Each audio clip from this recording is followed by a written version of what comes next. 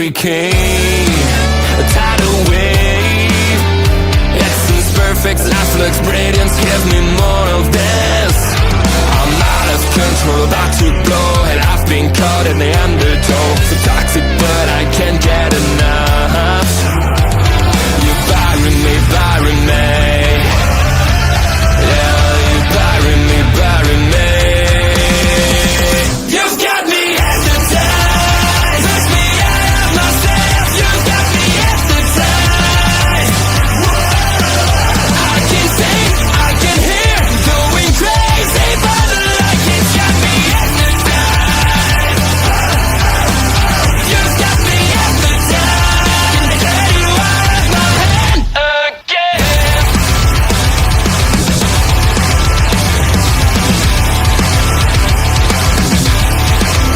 Is it wrong?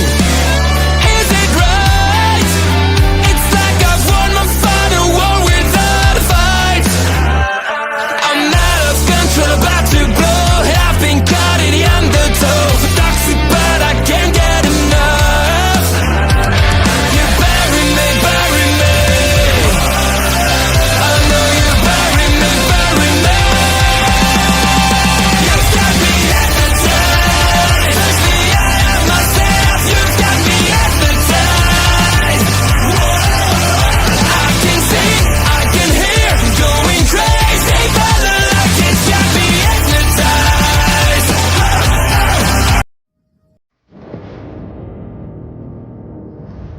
Coming soon.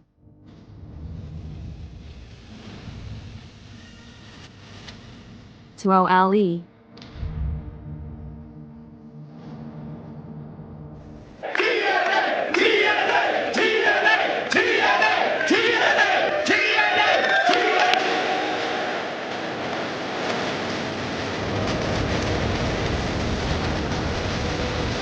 See you soon. I am in misery.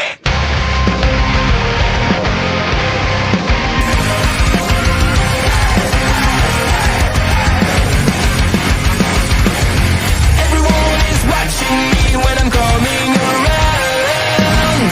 They all are judging me when I'm lying on the ground. I've got no shelter, I've got no escape.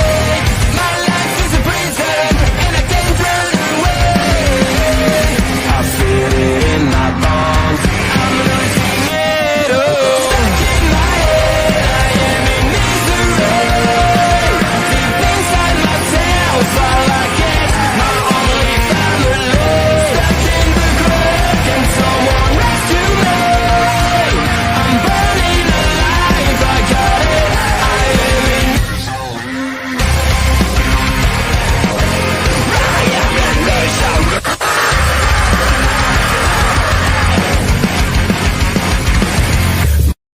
Hello, everyone. I am OLED Ed Fries, and I'm joined by my tag team partner, the one and only, the natural Hollywood Astrid herself, the queen of our local establishment, Astrid Bizarro.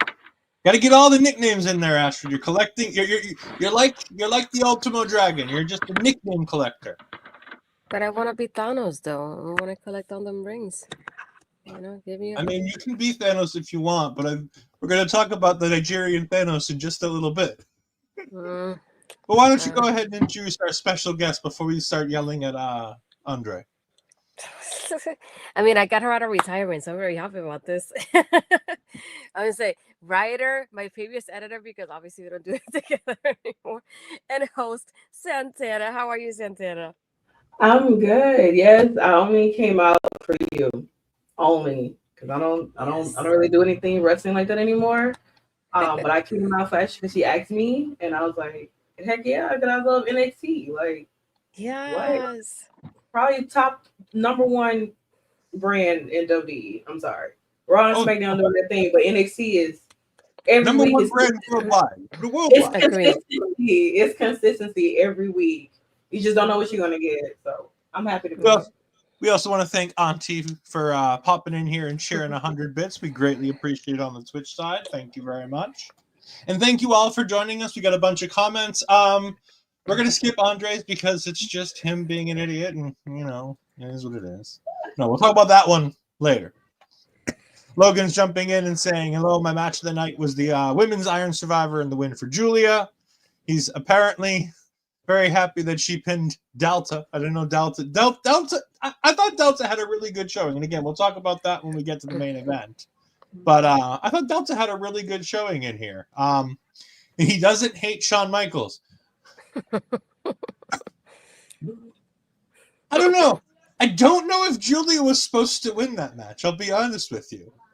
The way that match finished, I'm not entirely sure she was supposed to win.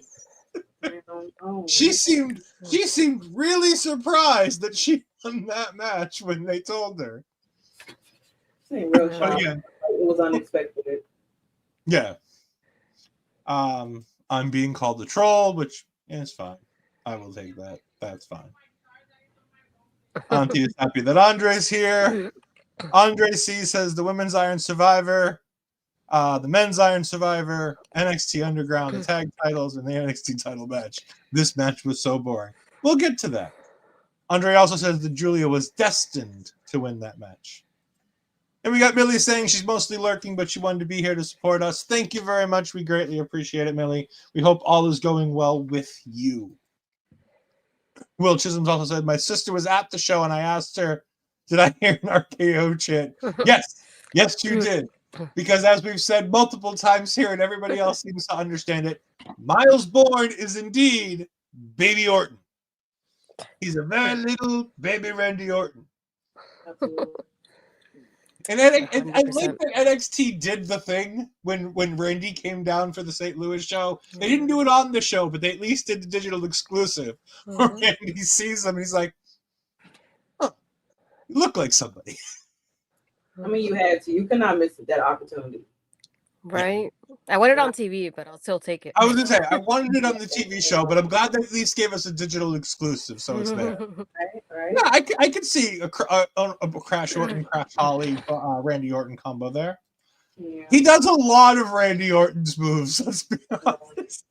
He understands the comparison, and he gives us to us, because he gives us that Randy Orton drop kick, too. I want him to Very, very high Randy Orton style drop kick. Yeah. But we'll get there. We'll get to the tag team match in the impressive, I believe, outing that was done by the Candy Crew. But we start where the show started. Ava, before the show on social media, tells us that there will be a fifth person, even though Eddie Thorpe is not cleared for combat tonight. And that this person has been chosen from either the NXT, the Raw, or the SmackDown rosters because the transition window is open and everybody's available. What did we think first as we go into this match of Oba Femi being the choice to fill the fifth slot? Santana? I would say that I was not expecting it. I thought, NXT is known for pulling out swerves and everything when it comes to things. But when I saw it was Oba, I was like, yeah, he's winning. It would have been really interesting if he did not at all whatsoever. But I mean, he came in beast mode and he went crazy. So I'm not mad at him winning. I wouldn't have minded if Javon had won. I wouldn't have mind that at all whatsoever. But yeah, shout out to Oba. Shout out to the feminists, all of us out there who are fans of Oba Femi. Yes, Oba feminist forever. I love my baby boy Oba Femi. I was very excited when that happened. Ashton, what about you? I feel like it sounds weird to say, but I feel like I was not surprised. I was kind of hoping it would be somebody else, just so I would surprise myself if it happened like that. That's the best way I can describe it. So it didn't surprise me that it was him, but I'm glad it was him. I'm glad it was somebody that it's deserved of the opportunity, and he's definitely one of those people. He's definitely on that list, and it just makes me wonder because that means that he changed this trajectory of the whole match, because there's no way Eddie Thorpe was going to be in that role to win this match. The way I see it, it's like if you would have put Eddie in his position, that wouldn't have been Eddie's role. So I feel like I wonder how different the match itself would have been if Eddie had been in instead of Oba, though. That's a big, like, that's my what if for the moment for tonight. What do we think that Eddie was ever actually planned to be in the match, or do we think that the moment they had him win the Fatal 4-Way, or when they had the idea for the whole thing, when they going back 2 or 3 weeks when he lost his initial shot? I wonder if this whole storyline is being told that this is just fuel for the fire. Because I had said, I think that, no offense to Eddie Thorpe, I think Eddie Thorpe is a fantastic talent. I think that there's room for him to improve, and I think that there's room for NXT vastly to improve, telling us the story of Eddie Thorpe. And I think that this will do great things for him with this heel turn, by having him taken out, by not being able to participate, and potentially, I think, don't even give him a shot at Oba Femi between now and New Year's Eve. I have a feeling we're going to get a singles match between the two that Oba's just going to destroy him on. But I think the fun thing would be to do is to use this as fuel for that fire, that he got taken out of the match, like the Mustafa Ali Kofi Kingston moment. It took forever for Mustafa to get that opportunity back that he was supposed to have before a real life injury. At least Eddie Thorpe's is a kayfabe injury. And I also wonder, to add to another layer to the story, being with how Oba's character is, I don't think Oba was the person that attacked Eddie, because Oba's the kind of person that would have celebrated doing it instead of doing it behind the scenes the way they did it. So I was like, so that adds another layer of the fact that Eddie's probably going to be mad at Oba, thinking Oba did it, but they're probably going to reveal later on it wasn't Oba to begin with. It was somebody else too. So I feel like there's two things that are going on here at the same time when this keeps unraveling later. Yeah, we need to figure out who did attack Eddie, because I think the only reason why he probably got attacked was because of the situation that happened with Ava.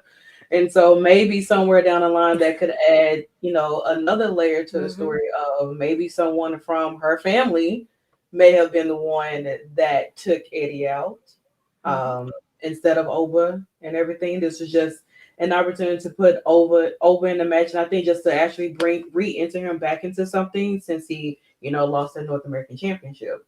So that's what I think. And I mean, it's time for him to become NXT World Champion anyway. Yeah.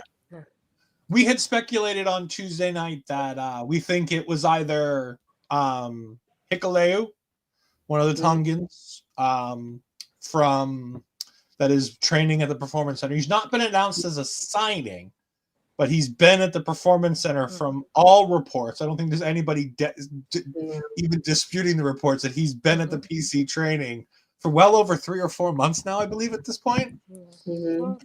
And we do know officially, because we've seen the photos, that Lance Enowahi is an official PC signing. He had his little class of 2024 photo with the rest of the members of that class, which included Zaria as well. So, I think Lance Enowahi is a really interesting idea for that. That's the one I pose as the idea. I think it's a great way to get him into a story right away. I think it can continue the heel turn for Eddie Thorpe. I think it continues this whole bloodline story, because we've already seen Lance Enowahi on WWE television on an episode of Raw where he took on Shane McMahon for Roman Reigns. Yeah, we like to erase that from history. We didn't erase it from history. A little bit. WWE television on Monday Night Raw. That's a good thing for Lance. Let's not erase that from history for this poor man. Just a smidge. What we definitely do want to erase, I'm sorry, is the first 5 or so minutes of this men's Iron Survivor, because I have never seen Wes Lee and Javon Evans as sloppy as they were in the first 5 minutes of this match. I love the two of them. I love the talent of Javon Evans. I'm hit or miss on the storytelling and the enthusiasm that he has. But as an in-ring talent, I've never once thought that he's anything other than ultra talented. However, I've never seen the two of them miss that many spots in a 5-minute span. And Wes Lee's been doing this for a and again, everybody can have a bad night. The ring could have been a little greasy. The boys could have just been a little bit too amped up. This isn't something we normally see from them, but they were the one that started this first 5 minutes. And these first 5 minutes, they were fun, but they sure as hell weren't crisp and clean.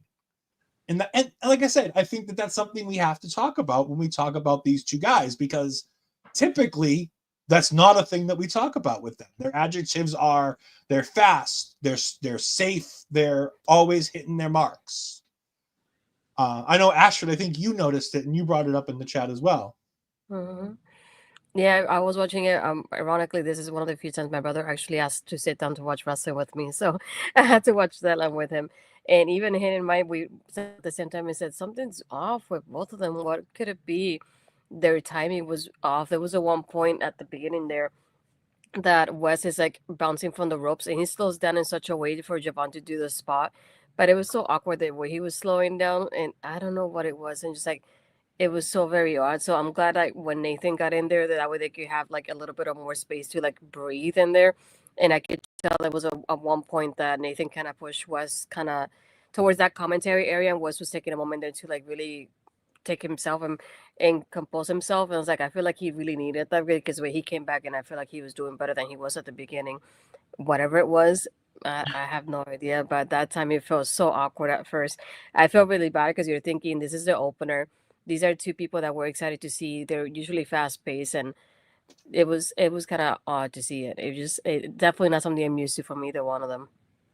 I think they were too quickly with trying to pin each other too. Like I think when you're thinking of Iron Survivor, you're trying to get your pins, rack up your pins, before the next person come out in the next couple of minutes, and so on and so forth.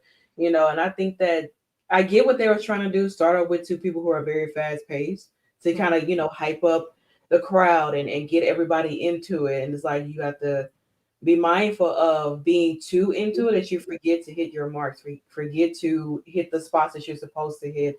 And it seemed like they could have been just overthinking, overanalyzing things. But eventually they end up getting it together. But I mean, we saw what happened afterwards, because that backstage,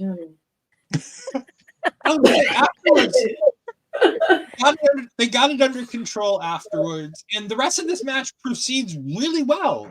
Everybody really mixes well. Nathan Frazer is a standout in this match at almost being a ring general. At times, he felt like the ring general in this match. There was a couple times he was calling spots. He really had his A game going on. Ethan Page comes out, and Ethan Page gets pinned right away, which was just so fantastic. His character work is unmatched at this point. And I love it. Like I've said it before, he's one of those people that he doesn't care about embarrassing himself to entertain us. And you can see it happening through this match as soon as he enters it. Because it happened. My brother and I went, what? But at the same time, I see him and his reaction afterwards. I was like, this is what he does. And he continued to do that the whole match. And I enjoyed it so much from him. Yeah, Nathan, he's so good. Like I absolutely love Nathan Frazer. I feel like he's just I don't know. Sometimes my eyes get cross-eyed trying to keep up with his speed in the ring, especially with those ropes. But I definitely do appreciate him being in the ring, and I also appreciate Ethan Page. I think that him coming over from a different company, you really do kind of get to see his star power and see that he has this personality. He actually has his character. He's a great talker. He's a decent wrestler. I give him that. But everything about him, I think that is absolutely great. I was not expecting him to get pinned that quickly and sent to the penalty box, but Ethan does a great job at what he does. It's nice to see him over here though. Yeah. So we have a couple of early pins, I believe. Nathan pins Ethan, and I believe Wes pinned Javon early, right after Nathan came out. I think he gets the first pin on Javon. And that pretty much holds court until Oba Femi comes out at number 5. Now, I normally don't like to yell at NXT production because normally they're top notch. This was Roman Reigns and Yes. AJ Styles' debut levels of infuriating, where they held the camera on the things going on in the ring as Oba's music is playing behind you. Like, what on God's green earth was that idea? I swear, if I didn't have my sound on, I'd be like, who is coming out? Who is? Me too. I thought it was a swerve because of the camera angle. Because I was thinking that over there because the music's going on, but we don't see him. But if you notice, by the time the camera angle went to him, he was coming out with the camera, so he wasn't even out with the music played. So I was like, that was so awkward. Why would you play the music so early if he wasn't even out to begin with? So Exactly. I was like, this is the part that made me doubt that it was him, though, because I was thinking, nah, they're just swerving us because they're clearly showing Javon's face for a reason and not him. Yeah. And it took me a moment that when he came out, I was like, okay, it is him. I'm like, that was so odd. It's leaving the camera on Roman Reigns during AJ Styles' debut in the Royal Rumble levels of what the fuck were you doing? I'll never forget that. No, I don't think anybody will ever forget. And I love it. If you watch it now, they've edited it with the extra camera. That footage doesn't exist on the network anymore. They did. Oba comes in Rex's house, and the booking from the moment Oba came out to the end of this match, in my mind, was spectacular because it allows Oba Femi to show that he can dominate top-tier main event level talent. But they still managed in 10 minutes to pin him, to make him feel like an absolute beast, and then to give him the comedy moment of the match with Ethan Page, where Ethan pinned him, laughed at him, gets pinned, and then has to go into the penalty box with him. And at one point, while Ethan's trying not to do it, you have the camera shot on Oba, and you can hear him yell through the cage, "Bring him to me!" I'm just like, oh, it was so great. And then he bounces Ethan off the entire penalty box. And Ethan never re-enters the match. No. Which is, it's so Ethan, and it's so great because it's exactly what Ethan Page needs. It's going to give him, and we saw it later, and we'll talk about it when we have the promo later, but it gives him that rationale for that promo that he cuts, but also lets us know that Oba's the star of this match now. Because the one person who could have overshadowed Oba, I believe, in this match would have been Ethan Page had he continued to be in this match in those last couple minutes. Yeah, that was a funny spot. No lie. I live for everything about it. Honestly, the banging, the him dreading, this Ralph was pushing him into that box. I was like, Ethan, you did it to yourself because you pinned him. You started laughing. You was teasing. You was trolling, and now you get pinned. Now you gotta go in. You do know you have to pay for what you just did, right? Trying to climb out the box, like, girl. So good though. Like, Oba Femi's just smiling and salivating, waiting for Ethan to come back there. And they're two heels, which is the funny thing. Like, Oba's technically a heel, but like he's able to do these things because he doesn't wrestle like a heel. He's a clean heel. And I think that's the great difference between him and why him and Ethan worked here is because of the fact that they're allowing, a guy who they're booking as a heel, booking as a monster, but that the fans kind of love to tear apart this guy that fans love to hate, as pointed by Millie, where after the match, when they're showing Ethan in the pin to sell, and there's a kid to the side of socks right next to him. And it had the arrow drawn down to point at Ethan. That's great. Like, who planted that there, actually? How did they know? Sometimes it's pure dumb luck. Astrid, what did you think overall of this match? Now we kind of broke it down a little bit. What did you think of the match in its entirety? I mean, I know, like we said at the beginning, it was a little bit of a struggle, but I'm glad it didn't last too long compared to the rest of the match. I feel like the rest of the match really outshines the beginning, so it makes you feel better in that end of it. And we also had the part that they had the four-way, they all kicked each other before Oba entered at the same time, and they landed all at the same time. I'm like, I like those moments that they feel like funny. And even Oba pinning Wes and Nathan and just giving him that, like, the 2 points at the same time. I was like, they made him look like a badass, and I thought it was funny also with Ethan there. It's like when he takes out the referee when Oba's going for a pin too. It's like we do know that we can get something out of this later between both of them, even as heels, just because they're such a different characters, and I love about that so much.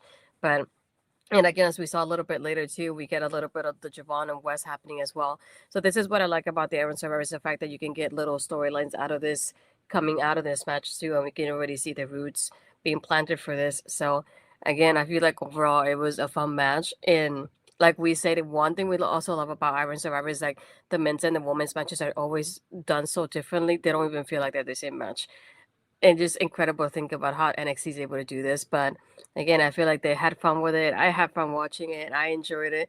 And I was very glad. I was also like bittersweet because, like, dang it, now we don't get to see it again. I was like, I want to see this again, and I can't do it. So, Right. I agree. Yeah, I thought wait till next year. this was fantastic. I thought it did exactly what it needed to do, and as I'll bring up in the main event, I liked having heels in this match because we'll get to that when we get to the women's Iron Survivor, and I know why they did it, but again, like, we'll get there. But this is why I love Iron Survivor. This is why I think Iron Survivor is the best version of the multi-man match, because it locks 5 people in for 25 minutes, and it doesn't overstay its welcome. It comes in, it does its thing, it goes home. And it gets everybody over at different points because you can give every talent their moment and their pin to put them over, to do all the things that they need to do to get over. It's the best stipulation match in WWE by far. I know how War Games, of course, used to be like in NXT solely before they moved it to the main roster. Do you ever think that the main roster would get an Iron Survivor match?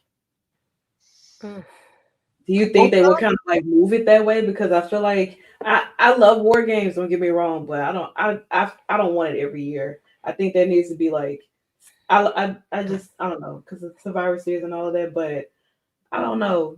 Sometimes they like to take things away from NXT that was like solely there for them, and bring them to the main roster and kind of downgrade a little bit. But that's why I was just like wondering, like, would they ever, bring that idea up to the main roster one day?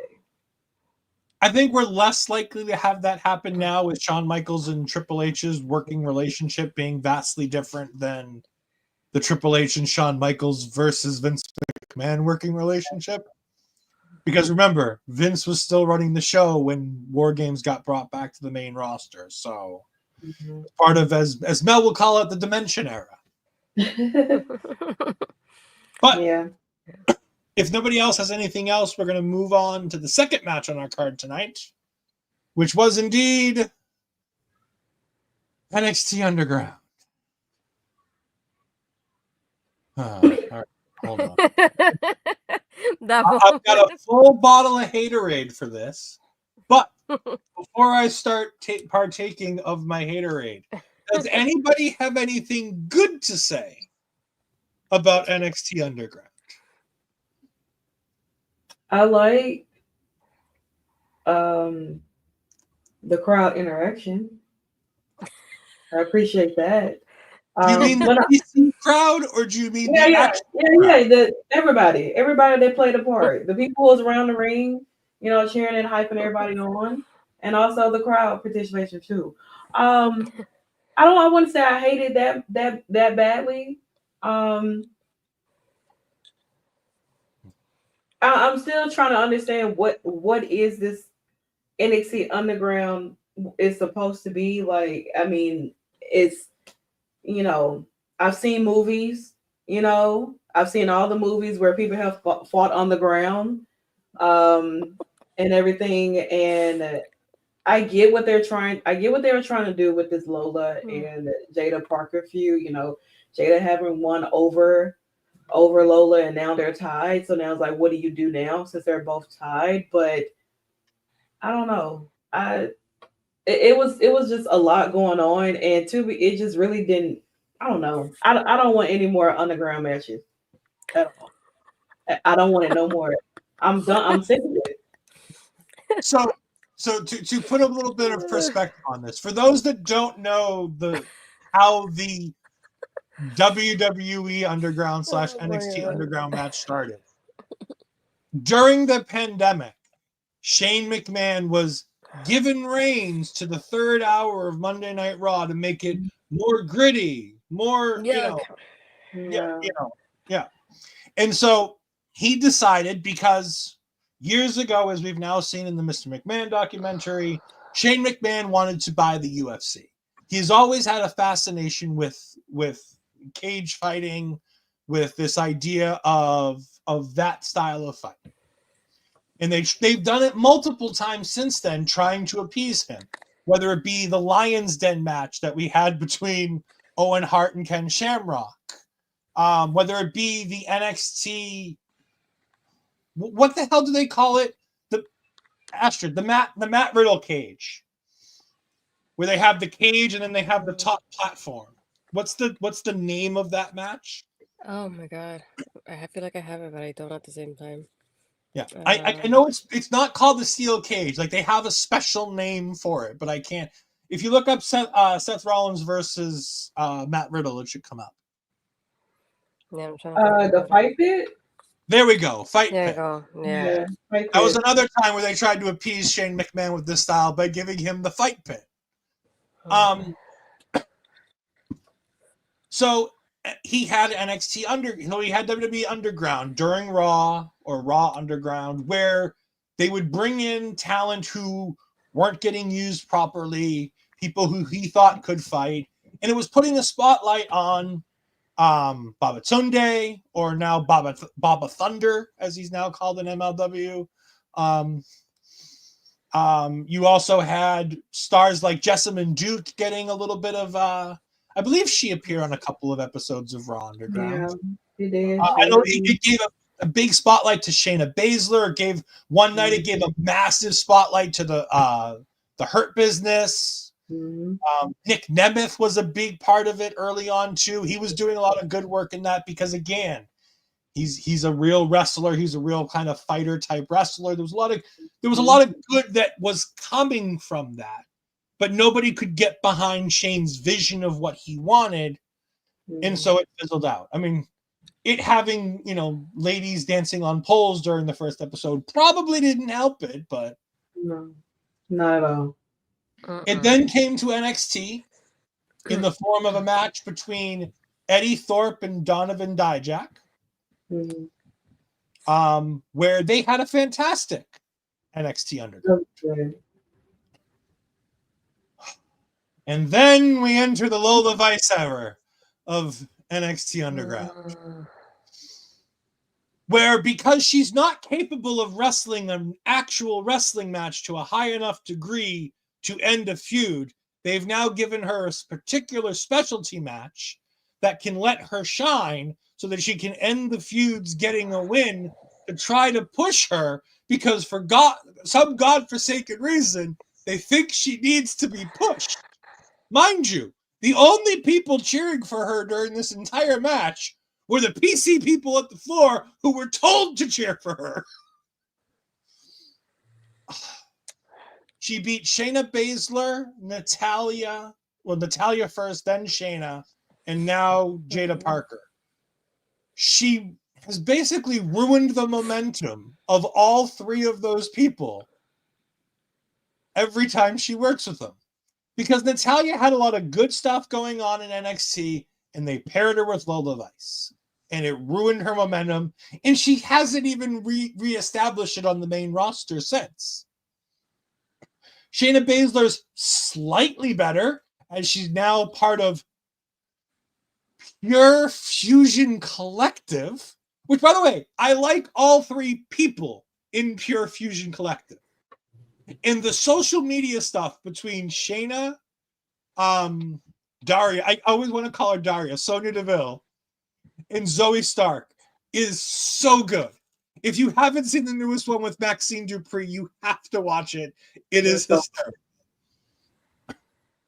All of this, I'm trying to find good things to talk about because once again, you've given a talented wrestler who can wrestle, who can talk, who can, do everything you need to do, who you just had main event, or not main event, but you had in a women's title feud with Roxanne Perez, the last time Roxanne Perez had an actual feud for the championship. And Jaida Paker, who has everything she needs to be a star other than the push to get there. And she loses to Lola Vice in NXT Underground.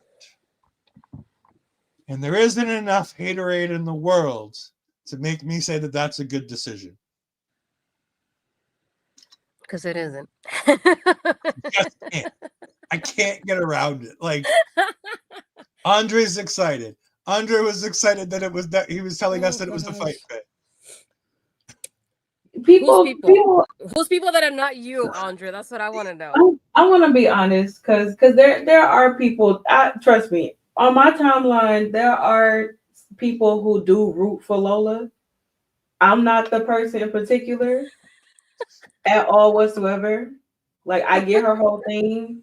I'm a Latina. I'm gonna shake my hip, and I'm one too, but I'm not blastering everywhere. What I'm saying? I'm proud of my heritage too. But still, like, I'm not gonna make that like my character. You need to have something more. Like, I get it, your background is MMA. We've had multiple MMA fighters, Ronda Rousey, Shayna, all the girls. Like, we have all of that before. We need something else. I feel like Lola has been given opportunities that she fumbled. When she won the NXT breakout tournament or whatever, she cashed in, failed. That's when I knew she was a loser. But then nobody want to believe me. They whatever. People only like because how she looks. You can't tell me. I feel like she has potential. She has potential to grow if she actually cut all the punchy air BS. I'm sick of it. Like, there's a lot more that you can do with that. I don't think she's a great talker either, because it just really seems really forceful when she does speak on the mic. It's like she tries to be tough. She tries to talk like she's still in MMA, in UFC. She still talks like she's over there. And it's like, I get the partnership they have going on, but this is WWE. You want to keep talking your UFC stuff, you need to go back over there. Maybe because I didn't even know her career over there, to be honest, when she came over here and started chatting about it. With Jaida Paker, she's technically 4-1. She's 4-1.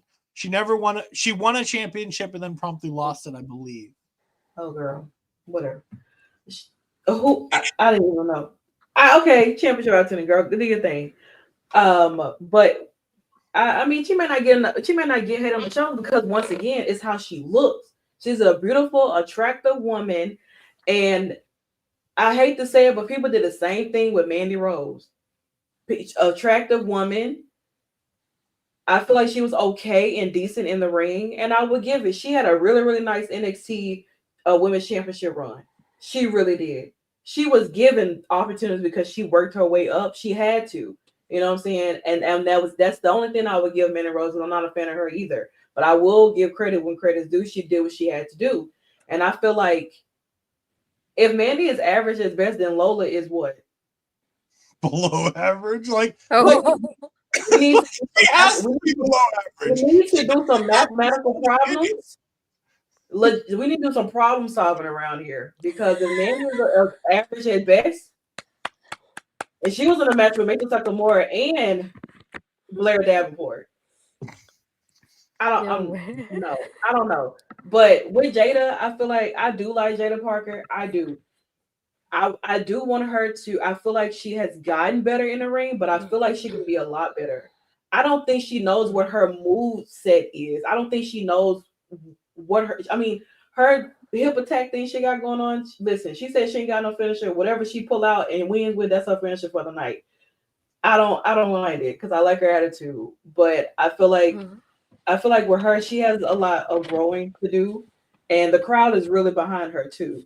Like, crowd is behind Lola, but the crowd is behind Jada Miss Parker, like heavily. And I root for her because I feel like she can do a lot. But in this match here, it did not benefit her at all whatsoever. The whole brick situation, please let it go. This is not no Friday. This is not Craig versus Debo in that fight outside Stanley's house. There's none of that. Leave the bricks at home. Like there was just too much trying to be added to make this match better, and it just fumbled immediately. Everything about it. Remove Underground. Okay. Let's let this be the last thing. I need y'all to put Lola in the match. If she lose, we canceling the Underground. Santana with the best part of the night. We can end the show right now. Good job, everybody. We can't get we do have other things we need to talk about. But do we though? That was great. We do. There was a wonderful main event that I still want to talk there about. Was. That yes. Really made up for how terrible that Underground match was. And then there was anything to add to this? No. This part though, okay, because I like I said, I was watching it with my brother, and there was at one point that Jaida goes for the pin, and the referee's like, can't do anything, and then my brother's like, but why would she do that? And I was like, well, the only thing that she can say from her character is like she's not used to the NXT Underground environment the way Lola is, so she is naturally gonna wrestle. She's gonna go for the pin, and he's like, really, you're gonna use that excuse? And I was like, they can say that that's the thing, well, because it's the first time in the Underground versus Lola has that experience. But I said it in our Discord with Mark, and I'll say it here because it's the same point of view. I'm not changing it.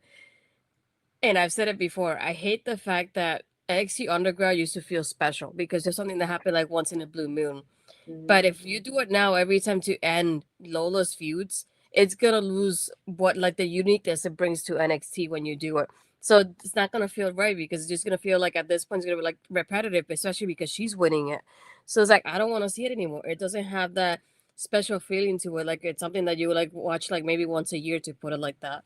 But and then if you got the point of not only do you have NXT Underground, like you've done it 3 times now in a row, but the point that she's always winning, it doesn't add great factors to me during this match. And the fact that we also add another part to it, that they always make her look like she's injured during the match, so we get, oh, she broke her hand and she won it with her hand broken. Huh? Really? That's what we're gonna go for? And it's like we get to, it's like a template, but we just change the other person going against her at this point. And I don't like that part of it because we're just protecting her by giving her a match that she's good at. We already seen it. I think they're trying to give her an undefeated streak. And then, every time she has this, it's just going to be like the next person. And then it's going to be like until somebody actually beats her. Now, Shayna, I promise you, I was so mad. I was livid when Shayna lost to Lola. I was like, you gotta be joking me. Shayna, who's a far more better wrestler than Lola Vice, loses to Lola Vice in something that is definitely could be meant for Shayna Baszler. Bring down Oscar. Oscar, handle her, please. You can knock bring her out. anybody. Kyrie saying backhand people all the time. Get active, because like I would. Andrade does the better version of what Lola does. 17 times better, and it's not his finish. No. It's beautiful. It's not even his finish. For Andrade. Yeah. I will say I want to pop up a couple of Andre's comments because he is a Lola Vice man and he is always consistent with that. He says that we're only saying it's not special because we don't like Lola. No, the special. I wouldn't mind the fact that even if it was Lola's thing, like, so here's the difference. The difference between something feeling special and being tied to a superstar. Hell in a Cell for a long time was tied to The Undertaker. A casket match was tied to The Undertaker.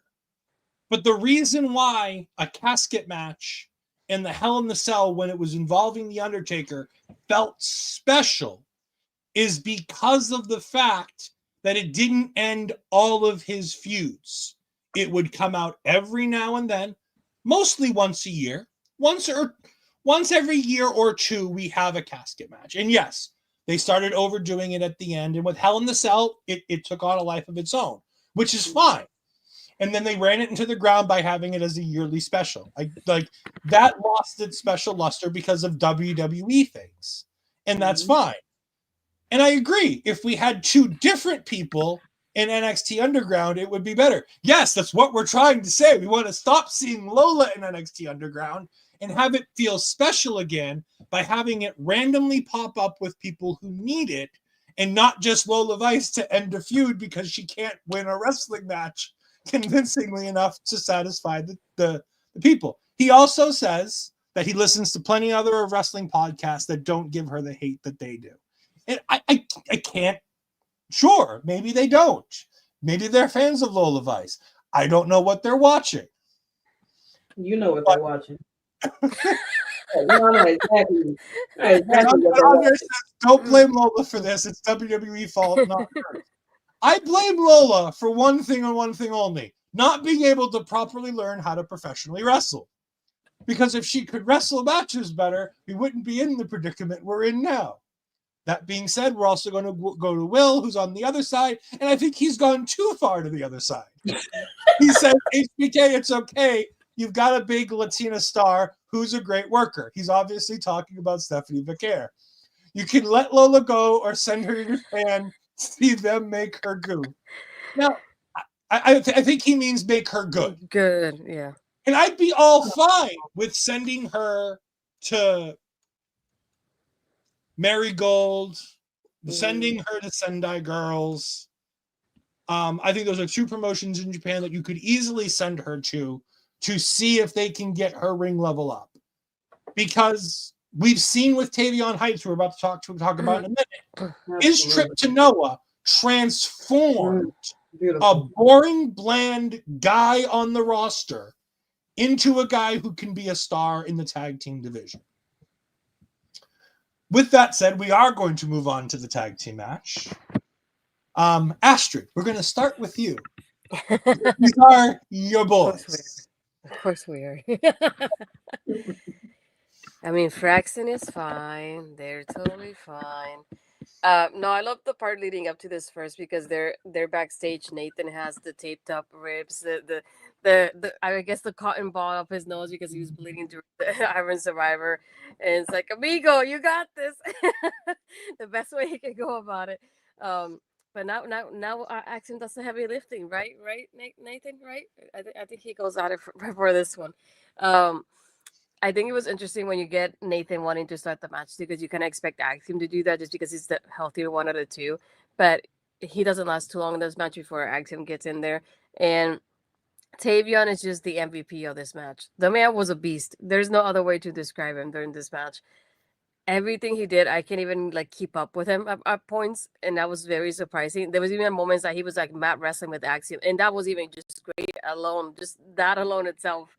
But yeah, it's I enjoyed the chemistry they have with them here. Myles doing his drop kick, his Randy drop kick that was super high up at one point that he did with Tavion.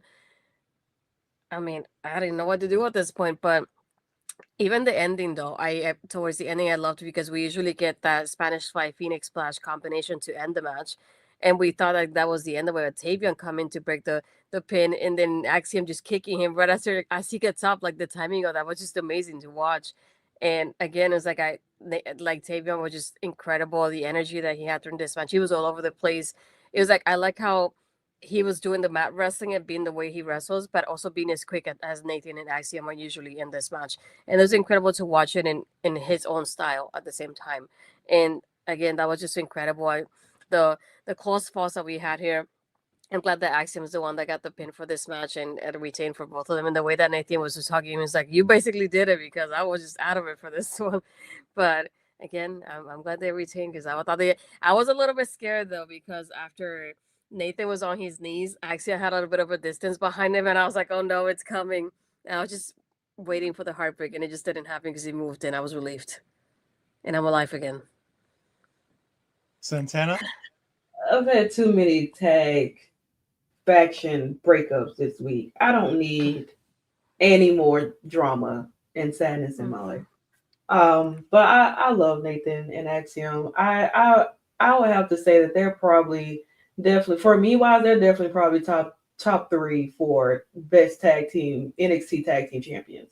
Like there have been moments where I thought they could lose these titles and they continue to prove me wrong. And I don't feel like they have bad matches. I feel like everybody that they've been in the ring with tag wise have it's been nonstop. Like this is awesome. Like you got to be kidding me. This is really happening. This is really going on, and I appreciate them a lot. Tavion, he's going to be something really special. If he ever chooses to break out and be a single star, I want so much for him because he's truly talented, and you don't really have a lot of new talent in NXT that have that ability that he does, and I think he's absolutely amazing. Myles is absolutely amazing too. The more I actually choose to pay attention to him because I get distracted by the Randy Orton that I look and see. But I appreciate him a lot more too, just paying attention and actually seeing where they started and up until now. But I'm glad Axiom and Nathan kept those titles, to be honest, because I don't feel like they're losing them anytime soon. I gotta re-up on my haterade. Hold on. Oh no! Are you hating this match? No, I hate the result. I love the match. Everything in the match is fantastic, right up until Nathan and Axiom somehow get through this match again. Hmm. I don't. I want single star Axiom. I want single star Nathan Frazer. I wanted this to be the end of their tag team stuff. Mhm. And I thought the Candy Crew was the perfect people to put these titles on because you have, as we've seen with the Battle Royal, while they're not all great teams, there is an abundance of tag teams in this division. And to continue to have Nathan and Axiom on top of this division over and over and over again is making the discrepancy between the champions and everybody else so significant that it's really hard to see anybody else winning. And I thought you had the perfect opportunity here with reason why Nathan Frazer can't be Nathan Frazer tonight. With Axiom knowing that he has to carry it all on his back and not being able to do all of that to beat two people by himself. I thought the booking of the match was relatively pretty good. I would have had less Nathan Frazer in this match, at least less Nathan Frazer on top in this match. I think having seen Nathan Frazer be either nowhere to be seen and having Axiom have to wrestle most of the match on his own, I think would have been a really more interesting thing. If maybe Nathan couldn't make it out to start the match, and maybe he comes out halfway through. You know, he guts it out, finally gets out there halfway through, makes the hot tag. If you're going to do Axiom and Nathan winning, I think that's the style that I think you would want to do. The other thing that I dislike about this match, and more importantly about the Nathan Axiom team right now, is the fact that we have that chase you blip in the middle of this. This is essentially one really long title reign with like a 3-month chase you blip in the middle that you basically just cut out and put somewhere else. Yeah. Because that was all in service of trying to build Ridge Holland. Which is fine, but at the end of the day, nobody really poses a problem to Nathan and Axiom, a real serious issue. And unless NXT plans to keep them together for a longer period of time, I think now was the place where you do it. This is where you pull the trigger And I think you can turn even better. I think you can turn Axiom here. I thought this is where you turn Axiom, where you have him beat down a beaten Nathan Frazer and be like, I lost my titles because you were too busy focusing on yourself again. Because remember, this all goes back to Nathan Frazer in the speed tournament. All of the problems within Axiom go back to Nathan Frazer putting himself in the speed tournament. And Axiom's always the one doing it after the fact because Nathan makes it okay. And I think it would have been really fun to have had Axiom have to pick up the pieces and not be able to do it, and then be able to go at Nathan and be like, no, you're the reason why this is happening to me, turn him heel. And I think that while we don't necessarily need another top heel in the division, I don't think he needs to stay heel long. I think he can be a heel move to just fight Nathan Frazer, and then he can kind of teeter-totter on the heel-face dynamic. Everything else in this match was great. I thought that Myles Borne absolutely stepped up his game in a major way. I think Tavion Heights tonight proved that he is a completely different person than any other time that we've seen Tavion Heights. The work in Noah has been sensational for him. He has come back a completely different athlete since that tour in Noah with Josh Briggs. And I'm hoping that we get to see more of Josh Briggs after that Noah tour, because I think we're going to see a better Josh Briggs coming out of it. I think the two of them probably had a lot of really good things happen there. Charlie Dempsey is also a really big part of this, whereas Charlie Dempsey has made both of these guys who could be kind of bland and boring on their own feel important. They feel like they have this little bit of stuff going on between the two of them. And there's nowhere for them to go but up because they're so far down, down the pecking order. And I thought even if for a short period of time, you have them win, you have them feud with OTM, and then maybe you put the titles on it, you kind of bounce these things a little bit between a lot of these teams that don't have that big presence right now.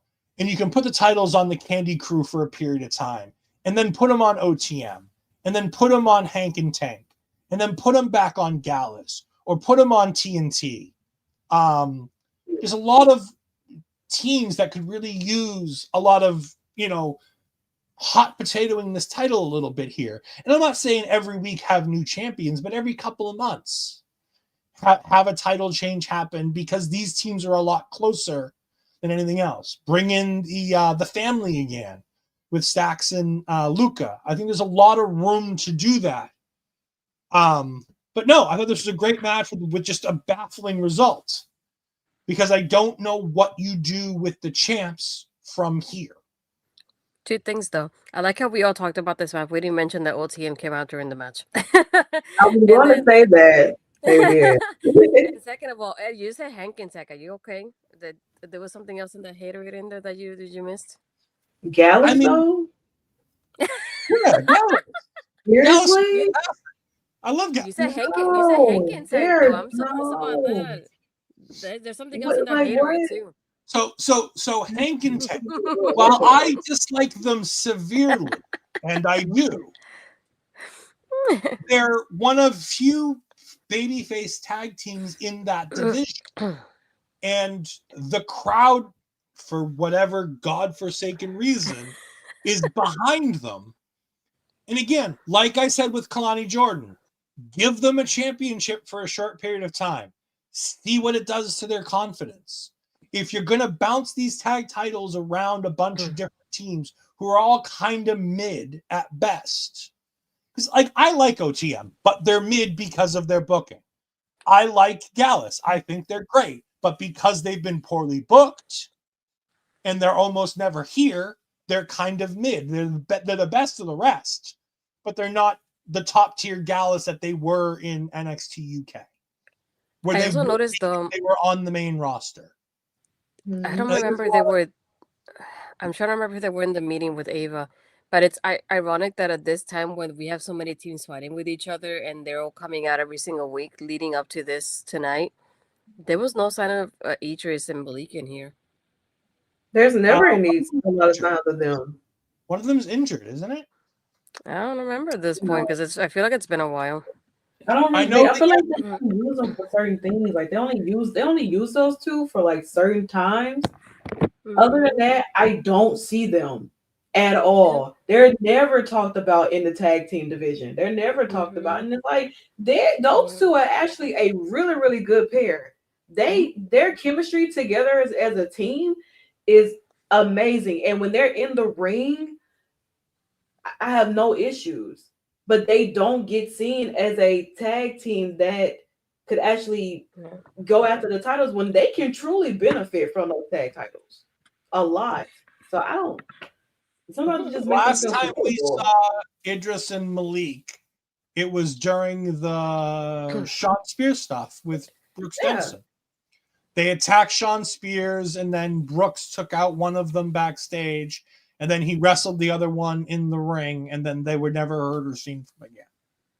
And I want to say that they wrote off whoever they attacked backstage, because I believe there's an injury there. I would love to know that, but Andre says as soon as Axiom dropped kicked Frazer off the top rope, he knew they were retaining.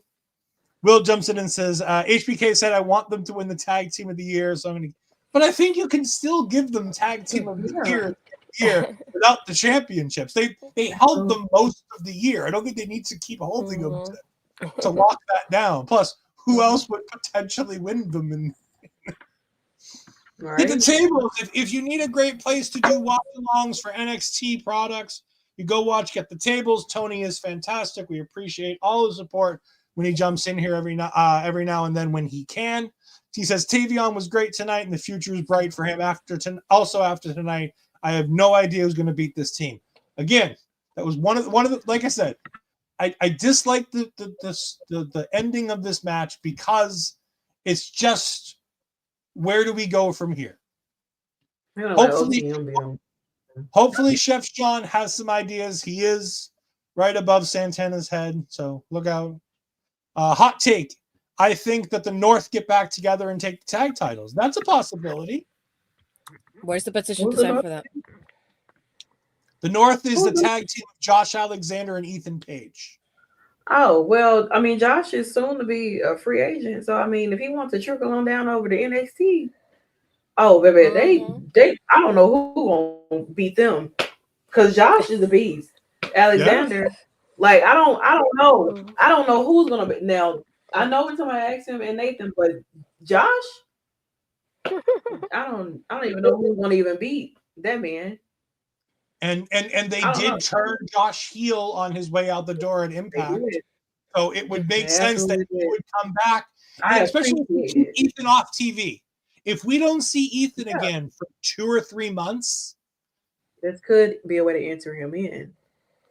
The other thing that we need to mention when we talk about Ethan Page and Josh Alexander is, especially with Ethan Page specifically because he's signed, this transfer window. This could be the last we saw of Ethan Page in NXT. Because I wouldn't be surprised if we see a move where Ava trades an Ethan Page and Trick Williams to the main roster and we get,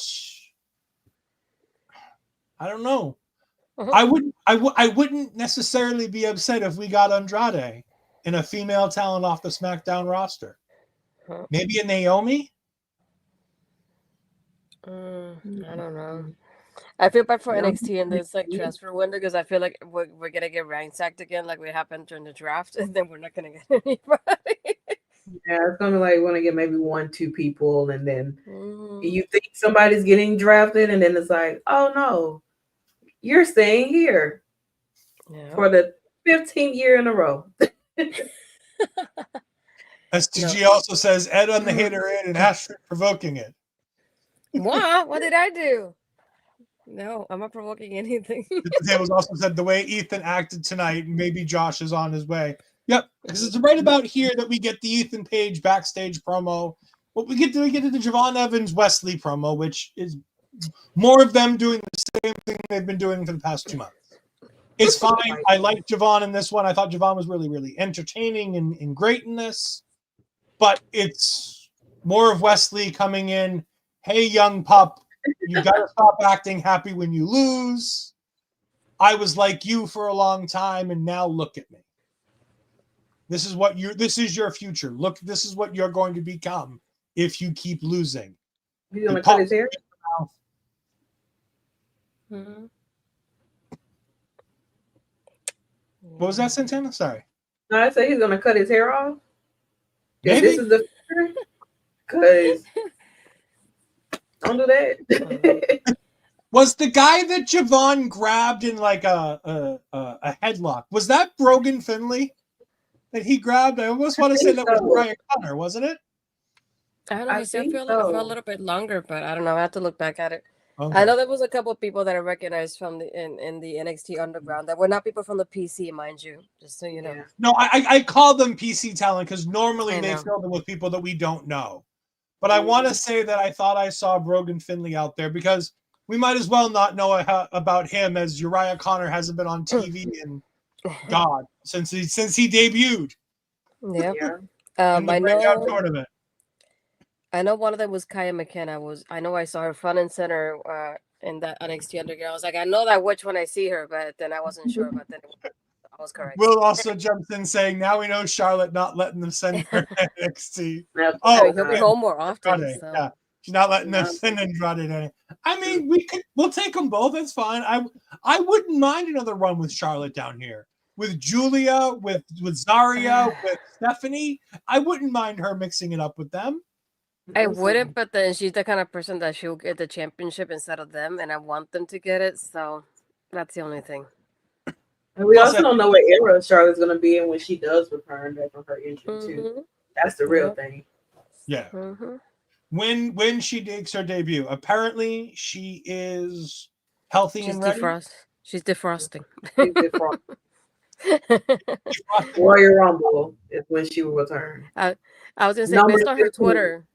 Yeah. Number 15, because that's Charlotte's favorite number when she enters the Royal Rumble. Oh. Yeah. Well, as long as she doesn't heat up the same way that CMLL decided that a wonderful former TNA Impact champion was the right decision to bring down there for their women's division. Anyways, moving on and not taking shots at other companies, we move on to Ethan Page backstage in the garage, I think. No. This seemed like a garage. Like, I don't know what this was attached to the armory. But he cuts a great promo here where he's like, I came in here and in 4 matches, I won the championship. I was the champion and everything was on my shoulders and I had done everything right. And since then, I got my rematch and I failed.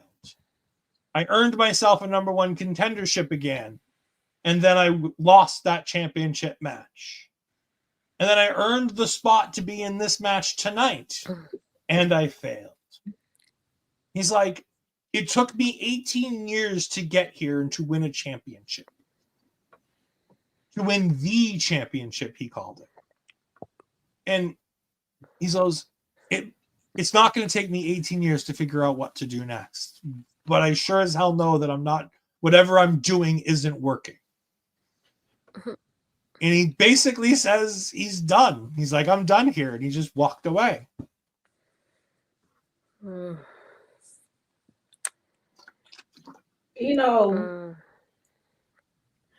do like Ethan Page. I absolutely do. But I think that's a load of BS. Girl, you just got here to NXT. You can't do this. Now you're giving up. You haven't even been here long enough to even say you can give up. Like, I mean, I get it, foreshadowing some things, this may be a way to, like we talked about earlier, maybe we just don't see him for a while, and then he comes back and then he's not alone, or maybe he shows up to either talk to Adam Pearce or Nick Aldis or something to see if there's a way he can work his way up to, being sent through the portal with Doctor Strange and all the other people. And maybe we'll send somebody else back or anything, but You haven't even been here long enough to even say like, you just giving up. You don't know your way back. You'll find it. Not in that parking garage, but you will find it somewhere. I'll tell you that. You will. There you go. We've got Dr. Sonic version 2 jumping in. How was the pay-per-view? I missed it. It was pretty good. There were 5 matches on the show, 3 of which I agreed with, 2 of which I was like, oh, that's interesting. You know what? Just skip the NXT Underground. You'll be better off for yourself. Yeah. That was like a slow overall down. Good show. We then get a segment with Ava backstage with Sarah Schreiber where she's promoting the Lowell show that I'm going to in just over 10 days from now. I thought she was going to start making some announcements for that show. She was like, Wes Lee versus Javon Evans. And I'm like, yes, in Lowell, right? She's like, next week. And I'm like, hey. It's like, Lowell, when are we going?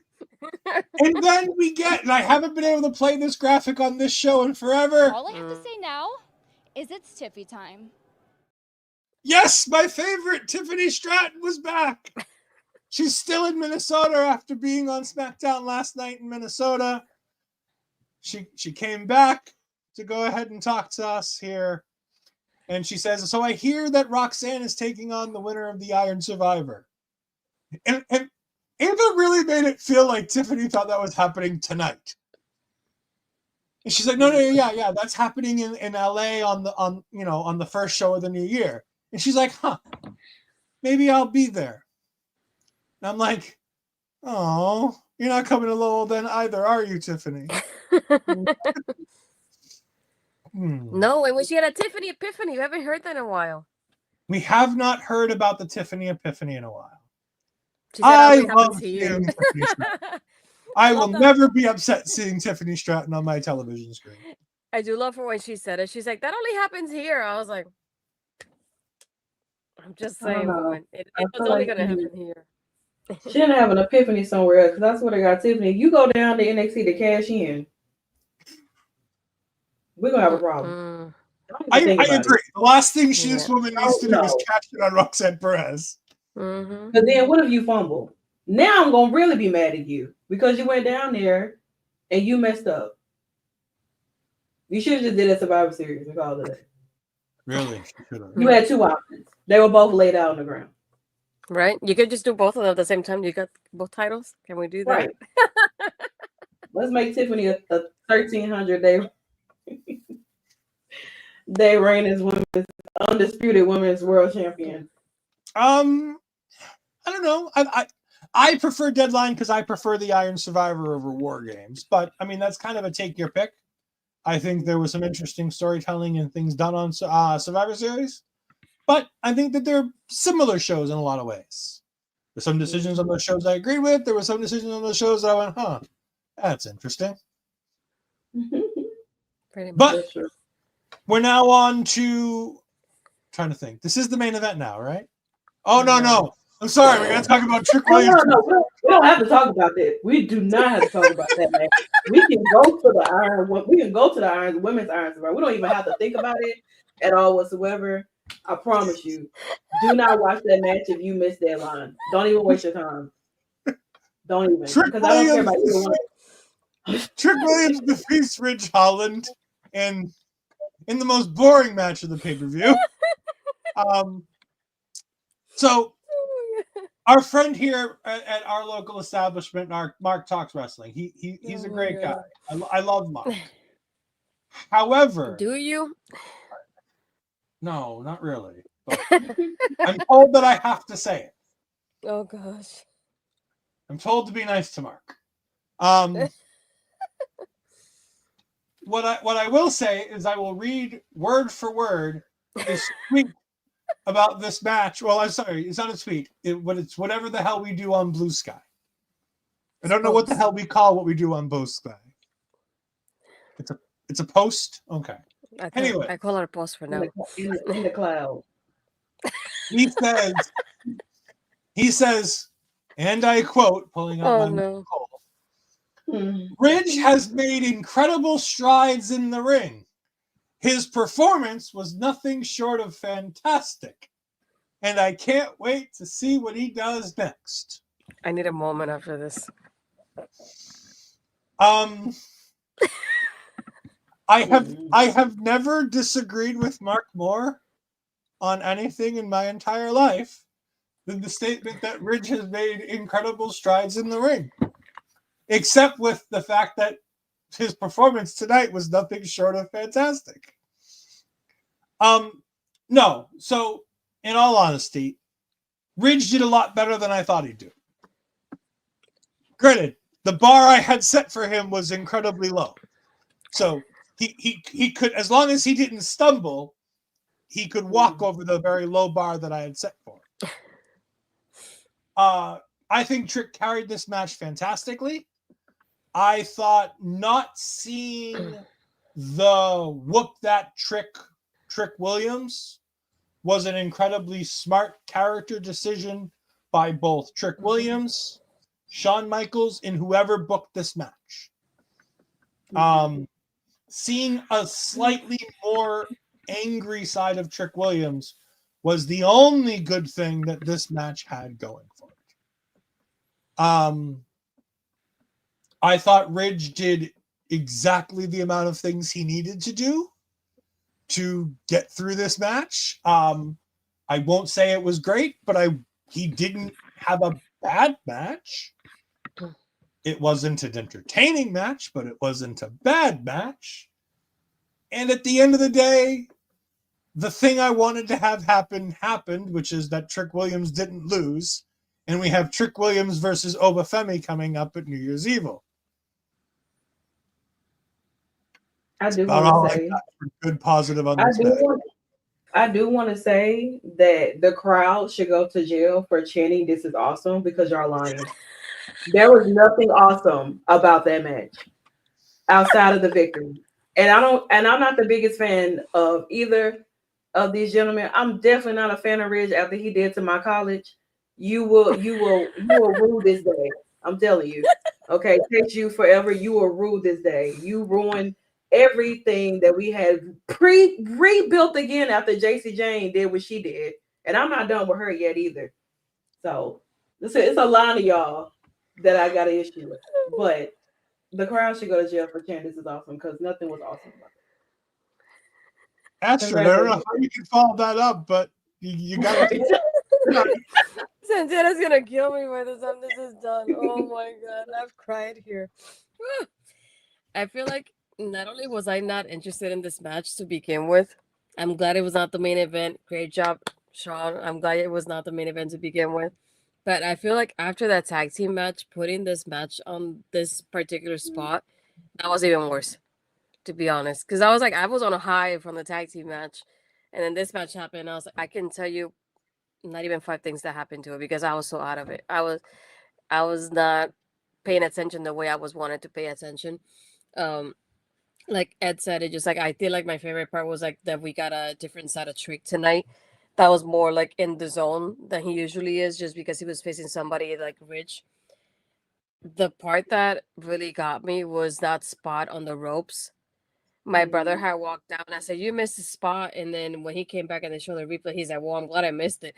And that part was obviously, but it was so freaking scary watching that. And Trick's facial expression during this, and the referee struggling to get him out of it. That was the only part that I went, oof. But I'm glad that Trick retained. I just don't know how you can pick up Rich after this though, because it wasn't even like a long match or anything like that. It was like one of those moments like, how do you recover from this now to this guy after everything he's done? So I hope he doesn't get a rematch. I hope we just move on to Oba because I know that Oba and Trick will be a lot better than what we had tonight. So yeah, I don't know if that means I drank a little bit of haterade, but I guess I did. I want Oba to be Trick. I'm not gonna lie. I do. I want Oba to. Yeah. I don't know where they take Trick, but to be honest, I am not happy with his reign at all whatsoever. I know it's not really his fault, but I already had my own comments about Trick way before he even became NXT champion. But that was That was back in my heyday when I used to be violent on the internet. But I'm a changed person now, so I kind of keep my comments light. So here's the thing with Trick. I love Trick. I think Trick has the crowd in the palm of his hand. I think he has charisma up the wazoo. I think he's incredibly talented. I think his in-ring talent is a bit hit or miss. And me and Astrid are both very, very much on the same page here. The matches with Carmelo Hayes after the fantastic way they built that feud were absolutely pitiful from the two of them. In comparison to the greatness of the matches that him and Ilya had. Mm-hmm. Like, him and Ilya had such, and again, a well-built feud with finishes that were fantastic. Those matches were great, the matches he had with Ilya. The matches he had with Carmelo are so bland in comparison that it's kind of a shame. And it's why I was hoping that we get one more chance at them trying to do it right by having Carmelo as the fifth man to come out there and win the Iron Survivor and take on Trick, to hopefully rewrite that and find a good match that we can have for them to finally end that. But no, I'm glad Trick won. Oba Femi's going to win the championship at New Year's Evil, and the Oba Feminists will be happy. And it will begin a new year with the reign of Oba Femi. Long years may it break Roman Reigns' streak. Please. Don't know if that's going to happen, but it would be nice. It won't, but again, I can dream. I'm close enough. Yeah. To dream, right? We then move on to the main event, which is indeed the match of the night, the Women's Iron Survivor. As clumsy as I said the men's match was, the Women's Iron Survivor, for almost every bit of it, was picture perfect clean. I don't think I saw a botch, with the exception of the one in my own mind with the finish of the match. And I'll talk about that now. So we're getting down the last 10 or so seconds of the match. And Stephanie rolls up Giulia and tries to pin her with that rolling pin where she rolls onto her legs. And it's 1-2. And Giulia doesn't necessarily kick out as much as Stephanie kind of keeps rolling a little more than she wanted. And Giulia kind of just falls off the pin. And I was like, well, maybe that would make sense. Okay, maybe because the first thing Stephanie does is retry to pin her. And I was like, wow, maybe Stephanie was supposed to get a 3 here. They didn't get the 3, so she has to try to rush to get the 3. And the clock runs out before she can get it. Because Giulia, when they tell her, she looks up and she's like, 2, I win? I win 2? She is completely surprised, it looks like, that she's won this match. Mm-hmm. Which, again, it's my own fantasy booking in my head here that something went wrong and that she wasn't supposed to win the match. It doesn't seem like that's the case because Booker and Vic are right on it that Giulia's won. The confetti is green, which matches Giulia's attire and performance a whole lot more. And we get streamers. Stephanie. Yeah, everything. We got confetti. We didn't necessarily get streamers. We got confetti. There is a difference. As an ROH loyalist, there is a difference. But I want you two ladies to talk about the match as a whole and how good this was. So we'll start with Santana. Why don't we go ahead with you? Because you've been able to make Astrid starstruck every time that we've gone to you. So let's see if we can do it again. Okay, so with the starting of the match, I did not expect it to be Giulia and Wren starting the match at all whatsoever. I will say that I really thought that Wren was going to go through this entire match with not even be able to pin anybody. She was a sacrificial lamb throughout this entire match. She got out the box. She got put back in the box. Tape seal, send it to the shipper, and then pick it up at UPS. That's exactly. And then she got, returned or sender. Back, it was like multiple times, but this is like, okay, is she gonna give Yeah. at least one or something? Like, she was just put here because they needed somebody, And I know people were saying like her and Sol is gonna be the one eating the pins or whatever, but let me tell you something. Sol Ruca, she is one of my favorites. I absolutely love her. I think it ain't even like she even tore her ACL. The way she moves in the ring is so smooth. Her finisher just comes out of nowhere, and she does a lot of amazing things. Now, seeing Giulia, Zaria, and Stephanie, all three of them in this match, I was just like, this is meant for them, honestly, because you have three new girls coming in, dominating this women's division, and for this to be their first Iron Survivor match, they're absolutely amazing. They are hitting their spots. They are doing some crazy move sets and just really allowing them to get a chance to shine and everything. Stephanie and Giulia match each other's freak. I don't care what nobody say. Like the headbutt that they were doing to each other, like the eye contact, girl. We're shipping y'all for real. Seriously, put them on a t-shirt. But I just like throughout the entire thing, it was so fun to watch. Like the last ending part was like, oh my god. Okay, everybody has something. Who is going to take the lead in this? And it got real close where I thought it would have been Stephanie. I thought maybe she had that little bit of time where she was able to do so. And it just happened to be Giulia getting that victory.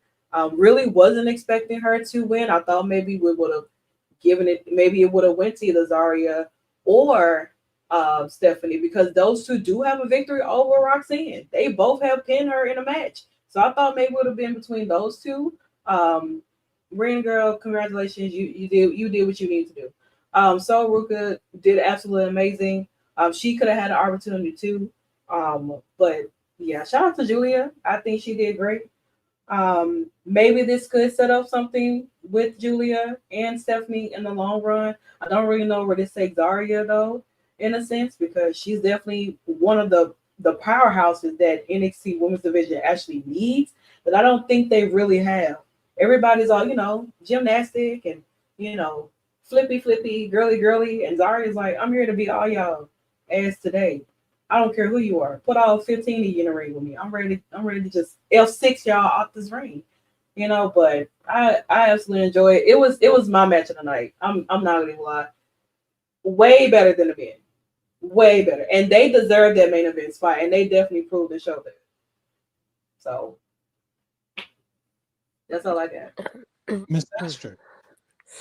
I feel like the only part was at the beginning. I feel like with Giulia and Wren, I feel like it took a little bit of for them to like, really catch each other's like style and get into it. So I feel like they struggled a little bit at first, and it was really kind of quiet. And I was concerned of how the match was gonna go. And then my brother said, "I thought you said the girls were gonna do better than the men," and I was like, "Shoot, this is not starting off great for me." But I'm glad that it picked up from there. Um, for me though, I felt like I know obviously the match is supposed to be 25 minutes, but not only did it have that awkward ending, but it ended at an awkward time as well, because it ended at like 9:45, which I thought was pretty odd. So I was thinking, what if Stephanie was supposed to get that pin and have that two-way tie? And then what happens when you have a tie between both of them? How do you break that off? And I felt like they could have had enough time to do something between with both of them here to end the show. And that's the part that it just felt awkward to me. My brother's like, "Oh, but it just happens like that." I'm like, "Yeah, but usually the pay-per-view ends like right on the dot. Like it would have ended at 10, for example, instead of like 9:45." So I was wondering if maybe that was what the confusion was. If maybe Stephanie was supposed to get that pin and they both get the two. So how do you end the 25-minute match and they both have the two falls at the same time here? But I think it like the way Santana was going, I was also thinking if we can add that layer that is supposed to be Giulia versus Roxanne or New Year's Evil. But then Zaria can say, well, I got a pin over the champion. Stephanie can say, I got one too. And what if something like that get added later on, perhaps? Or maybe you just have Giulia do the first match alone, and then they get added later on, something along those lines. But to me, the MVP of this match was definitely Sol. I feel like she was that person that she was all over the place, showing off everything that she had in herself, doing the double Sol snatcher, and then Zaria and Giulia leaving sliding out at the same time. I was like, oh my gosh, that was incredible to watch. And then as Ren is coming out of the box, she catches her right there and then, because she's climbing the ropes as Ren is coming in, and the timing of that was just amazing to watch.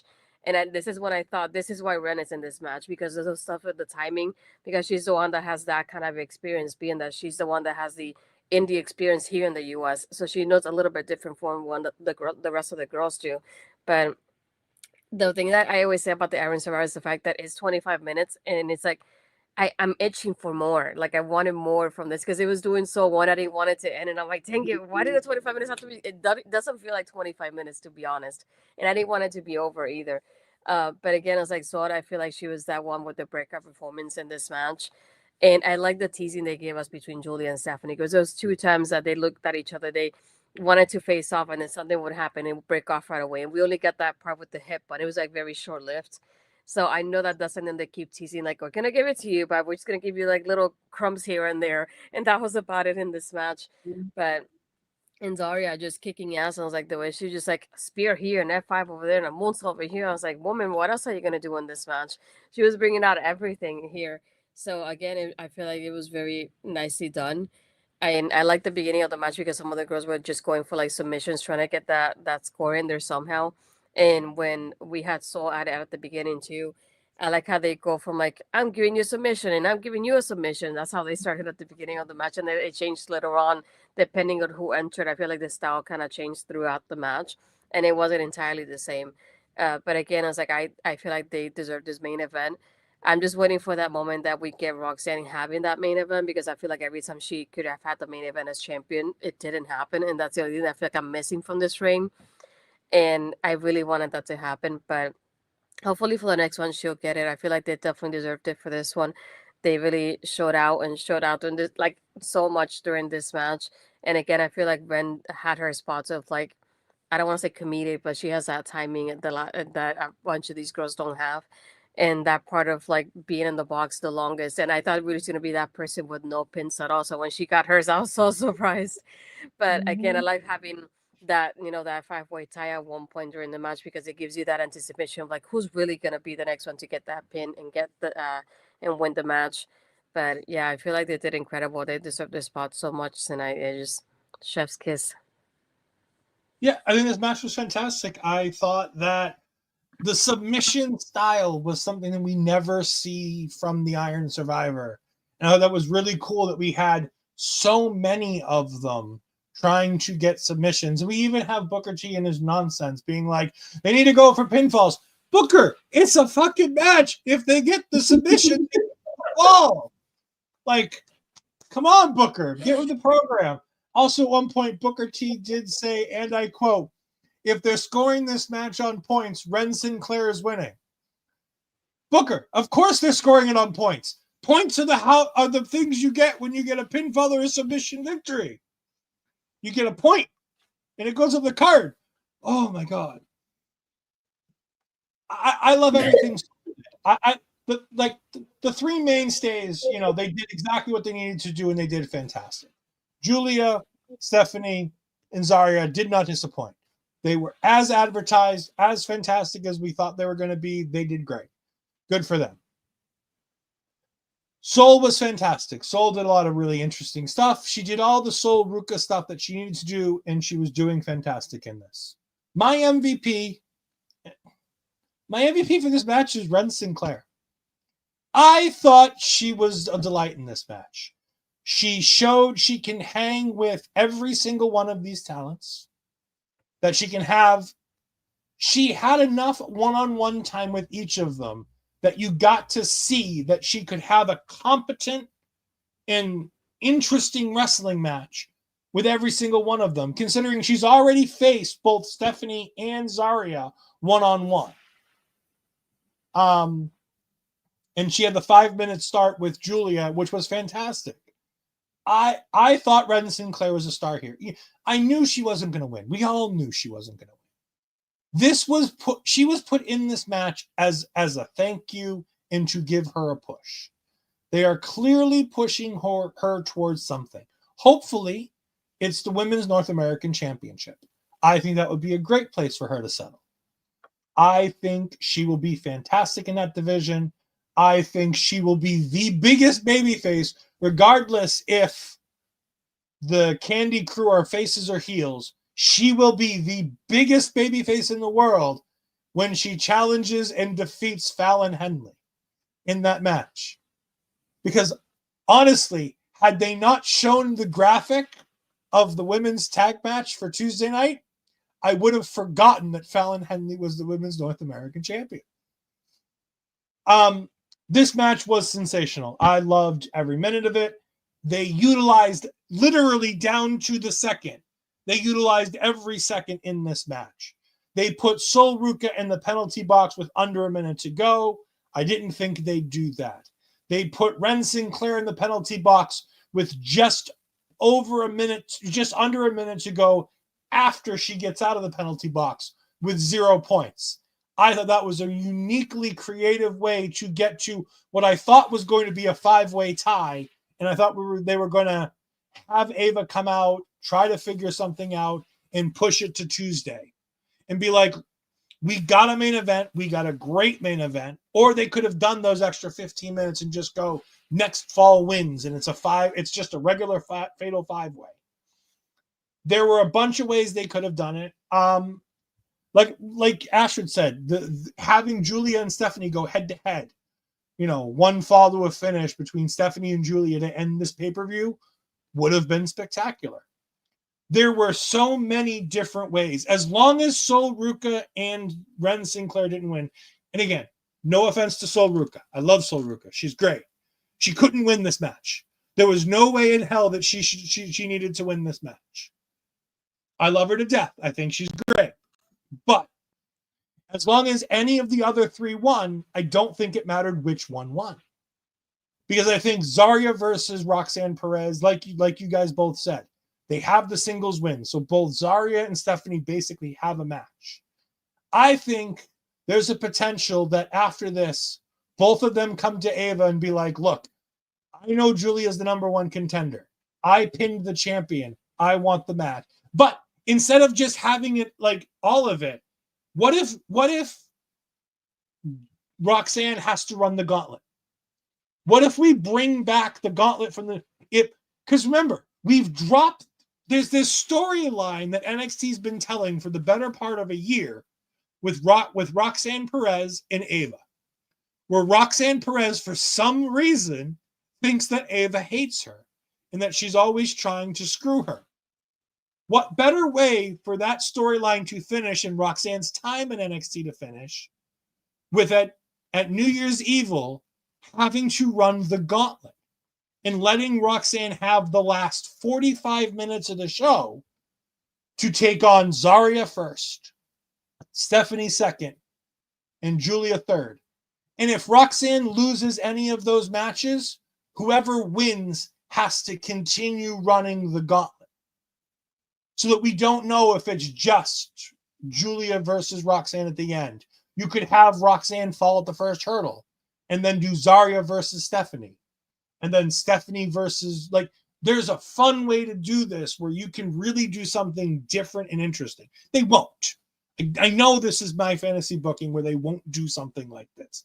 Much like I thought it was a much better idea to have made the Women's Iron Survivor Roxanne defending the championship, and the champion's advantage being choosing her place in the Iron Survivor. Does she want to be starting the match to be able to have the most opportunity to get the most pinfalls? Does she want to come out last to have the best opportunity to be the freshest and try to score the most pinfalls in that 10-minute span? Or does she want to pick somewhere in between and let that be her championship advantage to be like, this is how I determine what's going to happen? And again, this goes back into telling the story that Ava hates Roxanne. And what I would have done is I would have pulled out both Sol and Wren, and I would have put in Cora. I think that would have been an interesting storyline to have Cora both being there trying to help Roxanne and also take her championship all at the same time. Because don't forget, she's still hanging around here. And I don't think Giulia's winning that title clean. I think there's going to be a heel. Can a heel turn heel on another heel? Because I feel like Cora's going to screw Roxanne at some point. But I thought this was great. Wouldn't mind it. Fantasy bookings, and I've taken way too much time. No, I wouldn't mind it. I mean, I feel like it would have been funny just to have Cora try to score a pin on Roxanne and Roxanne turning around going, "What? You're supposed to help me!" That kind of thing, that kind of interaction, that would have been funny in this match too. So, who knows?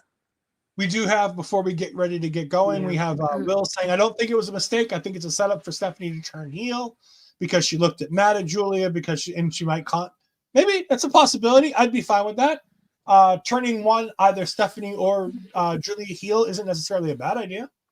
I'd be down for that on either side. It doesn't really matter to me which one which. Will says that he was surprised to see Zaria do a moonsault. I feel much like Rhea Ripley. I feel like that's something that's easily in her repertoire. I feel like Rhea Ripley is kind of like the blueprint of what Zaria is going to be. I think they have I think Zaria is slightly more built, but not quite as tall as Rhea. Obviously, it's been a while since I saw the two of them side by side, but I think Rhea's a bit taller. But I love Zaria. I think she's great. Ultra talented. Moonsaults are always fun to see, especially from people that you don't expect them from. Mm-hmm. But we want to thank Santana for joining us, for Ashford pulling you out of retirement. Tell the good people where they can find all of the things that you are doing, or just to go ahead and get a vibe of all the things that you think when you tweet on the internet. Well, I normally tell people you can Google me, but you can find me on social media under the name Heelistic. I am a real life heel. I live my life on violence and chaos every day. I just choose to do it when I feel like I just feel like I want to stir the pot a bit sometimes. And yeah, I mean, I have my own YouTube channel called Heelistic as well. But it's more so for my gaming stuff where I truly play Don't Eat My Rise, and I really, really curse everybody out because they always screw over my character every year. And hopefully for 2025, they do not screw over my character again. We're gonna have some big problems. But other than that's pretty much it. Outside of wrestling, I'm probably watching anime or going to the movies. That's about it. And playing my game. I'm definitely on Fortnite. So if you want to play me on Fortnite, you can do that. If you want to play Marvel Rivals, you can play that. We can play that too. That just came out. So I'm down for whatever. And thank you guys for having me too. Appreciate it. I played my first game of Marvel Rivals. It was a culture How you feel shock. about the shark? Are you love the shark? No, I played as Adam Warlock. I like Adam Warlock. I like being a little bit of a healer. I tend to play support. I hate the shark. Honestly, nerf the shark. Please. I'm tired of getting gobbled up and you throwing me off. I'm sick of it. Everybody who has a shark on their team, I'm reporting you. And also, are you playing OG Season 1 Fortnite or are you playing Chapter 6? Oh my gosh. As the gamer here. I'm playing everything. Okay. Everybody. Did you see their announcement today? I'm riding on the OG because that's where I started out. Did you hear that Fortnite made an announcement today that they are bringing in a first-person 5-on-5 battler called Ballistic? And that's going to be coming out December 11th. I think they want to. I think they need. Yeah, I feel like it's gonna be good. It's gonna be fun. First person though, in Fortnite is it's a little weird. Yeah. I don't really like first person like that too though, because it looks in my eyes. But I'm here for it. Astrid, speaking of things that people are here for, it's mostly you, definitely not me. Where can the people find you on the internet? Oh gosh. You can find me if you're here. You're most likely on my YouTube channel. So if you hit the thumbs up on the video, we appreciate it. Hit the subscribe button and click on the bell to be notified when I upload or go live. You can find me again on Tuesday with Ed, at least for this week, and then the week after, Andre's confirmed. So I get Andre 2/3 subbing for Ed for one night. One night only, Andre. Don't get too excited. Other than that, you can find me on my Twitter, Blue Skies, Astrid Pizarro, and my Instagram and Threads, Astrid Pizarro 20. You can find me on the Twitter and the Blue Sky at edfries12584. I still don't really know what I'm doing on Blue Sky, so help me out. Tell me what I'm supposed to do over there. That'd be great. You can find me on twitch.tv/edfries2002 when I decide to do any gaming content. I really need to get into that. I haven't done much of that gaming content in too long. So that could be something fun to do. For the rest of the year, as far as taking over is concerned, Astrid mentioned 2 of the weeks. We're also going to mention that we are not going to be on the air for taking over on the 24th, and we are not going to be on the air for the 31st as well.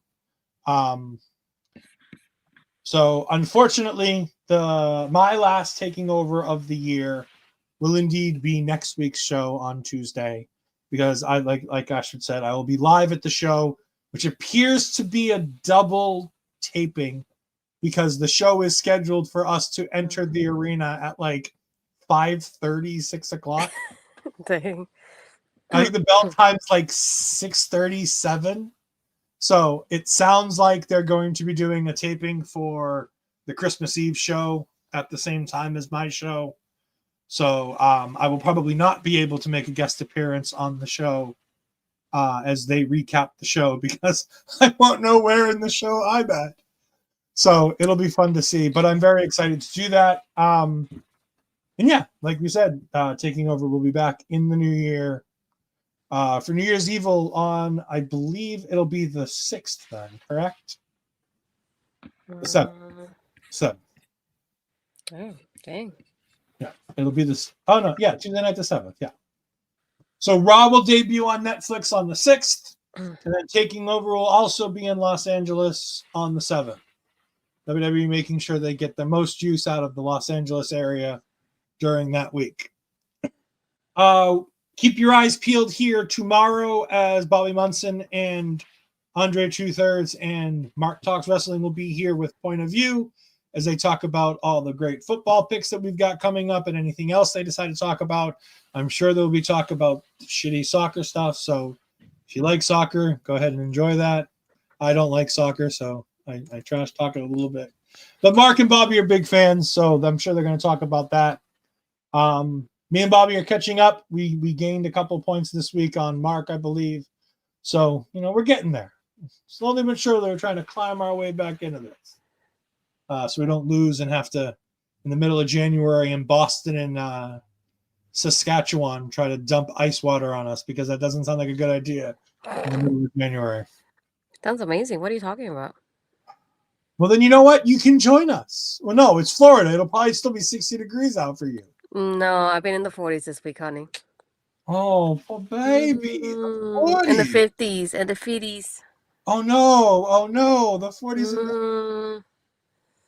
Make sure if you do want to follow our local establishment, you can follow all these wonderful places. It's Alway Podcasts on almost everything except YouTube and Twitch, where we are at our local establishment. The same for Facebook. Thank you all for joining. We greatly appreciate it, and we will see you all next time. Have a great night, and goodbye. I am in misery.